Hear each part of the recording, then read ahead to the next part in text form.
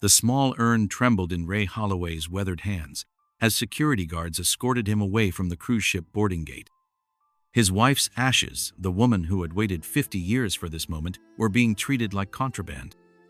The July Miami heat pressed down on him like a weight, but nothing compared to the crushing realization that he might fail her one final time. Welcome back to our channel, where we share real stories that matter. If you're new here, hit that subscribe button. We post incredible true stories every week that you won't want to miss. Before we dive deeper into Ray's story, I want to hear from you.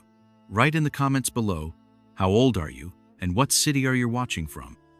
Your engagement helps us reach more people with stories like this.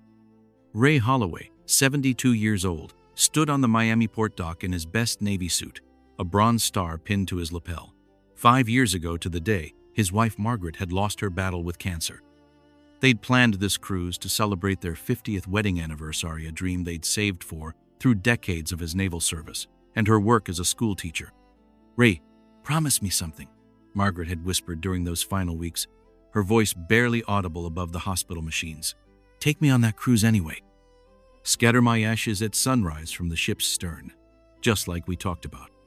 He'd kept that promise close to his heart for 5 years, working extra shifts at the hardware store where he'd taken a job after retirement, saving every penny for this solo voyage. The single ticket had cost him 3 months' salary, but some promises transcended money. The check-in counter at Paradise Cruise Lines buzzed with excited families and couples. Ray approached the desk, his small carry-on bag in one hand, the ceramic urn carefully cradled in the other. Behind the counter stood a heavy-set woman with bleached blonde hair and a permanent scowl etched across her face. "Next," she barked, not looking up from her computer screen. Ray stepped forward, placing his ticket and identification on the counter. "Ray Holloway, I have a cabin reservation for—" "What's in the container?" The clerk's eyes had locked onto the urn, her expression shifting from boredom to suspicion. "These are my wife's ashes," Ray explained calmly. "She passed 5 years ago. We had planned this trip together, and I'd like to—" "Absolutely not!" The woman's voice cut through his explanation like a blade. "Company policy strictly prohibits biological material of any kind. I don't care what your story is, that's not getting on my ship." Ray felt his chest tighten. He'd called ahead, researched the regulations, even spoken to a customer service representative who'd assured him it would be fine with proper documentation. "Ma'am, I have all the required paperwork. The crematorium certificate, the death certificate, and I spoke with your customer service department last month. They confirmed—" "I don't care what some phone operator told you," she snapped, her voice rising. "I'm telling you right now, no biological materials. Period. You can either check that bag or leave." 2 young tourists in line behind him started snickering. One whispered to the other, "Look at the old guy trying to smuggle his dead wife onto the boat."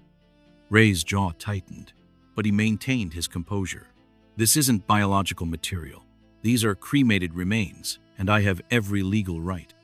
"Security!" the clerk shouted, reaching for her radio. "I need assistance at Gate 3. We have a passenger refusing to comply with boarding procedures." "Please," Ray said, his voice steady but desperate. "My wife served this country too. She volunteered at the VA hospital for 20 years. This cruise was her dying wish." "I don't care if she was the president's wife," the clerk snarled. "You're creating a disturbance. Either surrender that container or leave the premises immediately." 2 security guards approached, their hands resting on their radios. Ray looked at the urn, then at the massive cruise ship beyond the windows. Margaret's ship. Their ship. "Sir, we need you to step away from the counter," one guard said, not unkindly but firmly. Ray nodded slowly. He wouldn't cause a scene. Margaret had always said that dignity mattered more than being right. As the guards escorted him toward the exit, a young woman with a press badge discreetly raised her phone.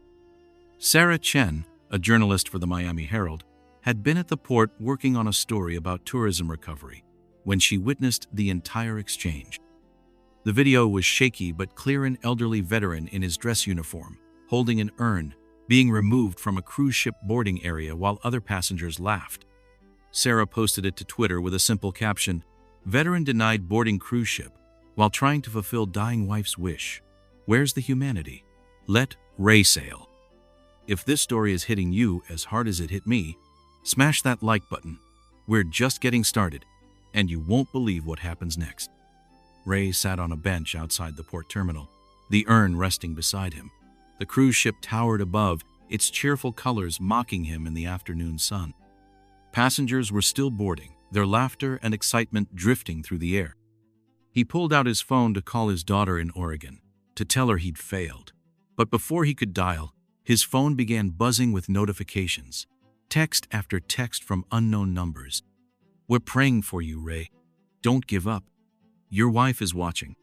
Confused, he opened his Twitter app. The video had 50, 0 views, then 100, 0, then 500, 0. The hashtag #LetRaySail was trending in Florida, then nationally. Comments poured in from veterans, widows, and complete strangers. "This man served our country, and this is how we treat him? Paradise Cruise Lines should be ashamed. That employee needs to be fired immediately. My husband died in Afghanistan. This could be me someday." Local news stations picked up the story. Within 2 hours, Paradise Cruise Line's social media accounts were flooded with angry comments and threats of boycotts. Their customer service phones rang non-stop. At exactly 4:47 p.m., 4 hours after Ray had been escorted from the terminal, a figure in a crisp white uniform emerged from the cruise ship. Captain Michael Rodriguez, a 20-year veteran of the Merchant Marine, walked down the gangway with purposeful strides. He'd been in his cabin preparing for departure when his first officer showed him the viral video. Captain Rodriguez had served 2 tours in the Coast Guard before joining Paradise Cruise Lines. He recognized something in Ray's eyes, that the desk clerk had missed the quiet dignity of a man who'd served something greater than himself. "Mr. Holloway?" The captain approached the bench where Ray still sat, the urn beside him like a faithful companion.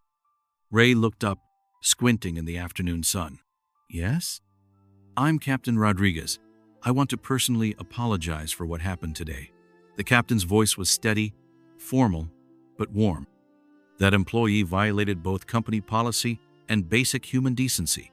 You and your wife deserve better." Ray started to stand, but the captain gestured for him to remain seated and sat down beside him. "I've read about your service record, Mr. Holloway. 26 years in the Navy, 3 deployments. You helped keep this country safe, and your wife supported you every step of the way. How did you—" "Social media works fast these days. Half the internet is talking about you right now." Captain Rodriguez smiled. "The other half is calling for that clerk's head." Ray looked at the urn. "I just wanted to keep my promise to her." "And you will."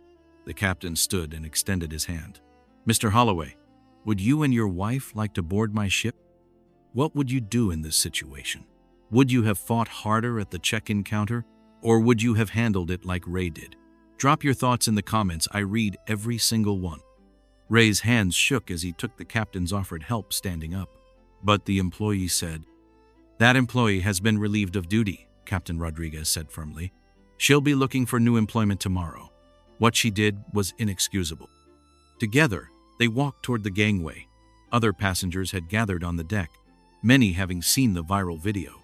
Instead of mockery, Ray saw respect in their faces. Several people applauded as he climbed aboard. "We've prepared a special suite for you," the captain explained as they walked through the ship's gleaming corridors. "And tomorrow at dawn, if you're willing, I'd like to personally assist with the ceremony." Ray stopped walking. The weight of 5 years of grief, guilt, and loneliness crashed over him all at once. "Captain, I don't know what to say." "You don't need to say anything, sir. Just let me help you keep your promise." That evening, as the ship pulled away from Miami's glittering skyline, Ray stood on his private balcony holding the urn. The ocean stretched endlessly before them, dark and mysterious under the star-filled sky. "We made it, Margaret," he whispered to the night wind. "We're finally sailing." The next morning arrived with a spectacular sunrise. The ship had anchored in international waters, far from the Florida coast. Captain Rodriguez met Ray on the stern deck, which had been cordoned off for privacy. The ceremony was simple. No crowd, no cameras, just Ray, the captain, and the endless ocean.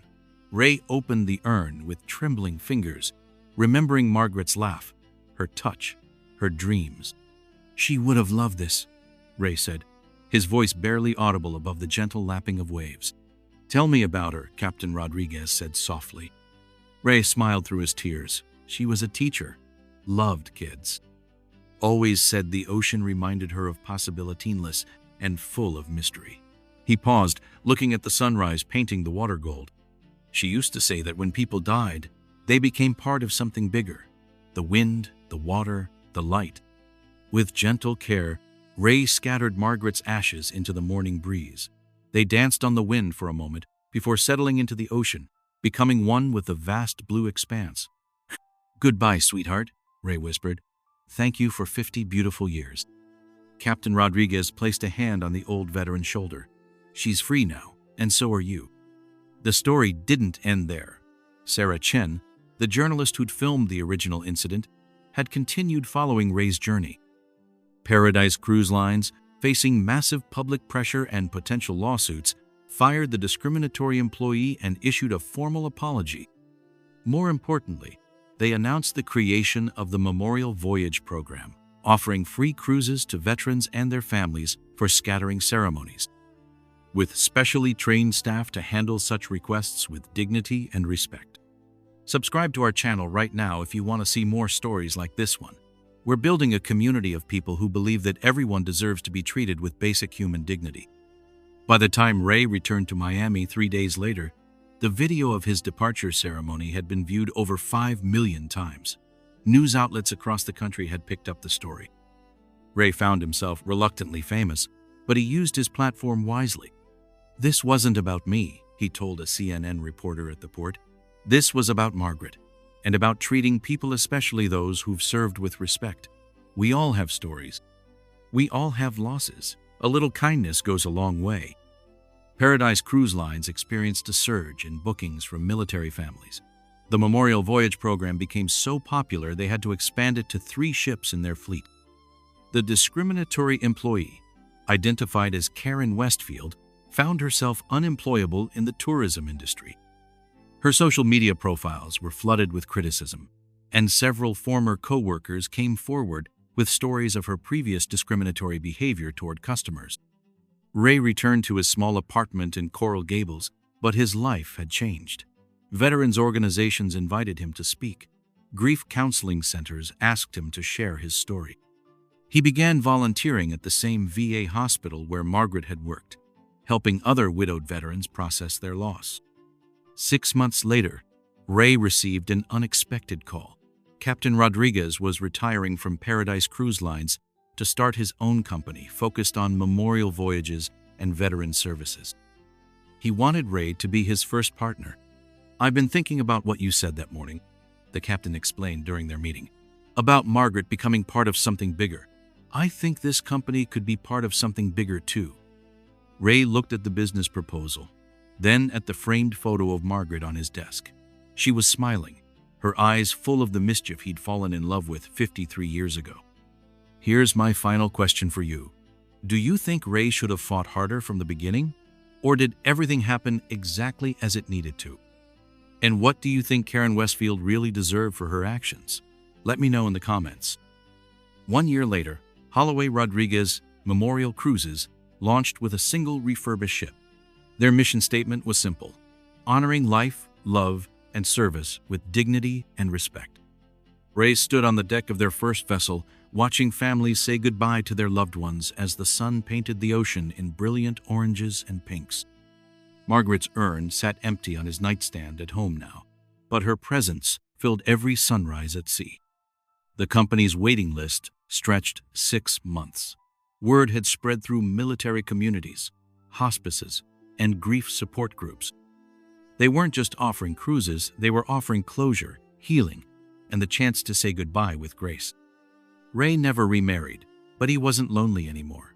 Every voyage brought new stories, new families, new opportunities to help others navigate their grief.